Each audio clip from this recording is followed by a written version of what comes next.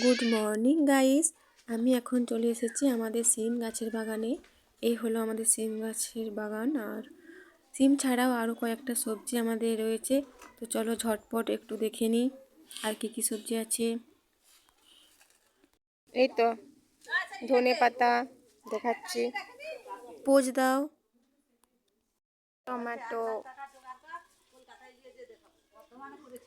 ঢেঁড়স, সিম, পালং শাক, ধনে পাতা, বেগুন, লাউ গাছ, আদা কাটিস না, আরেকটা তুলি ডগ না। কি তুলেছ? সিম তুলেছ? কি হবে? রান্না হবে। কার? আমার। ও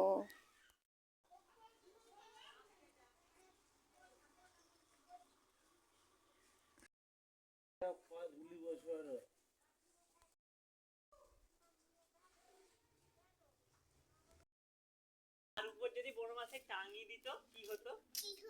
সেই হাতের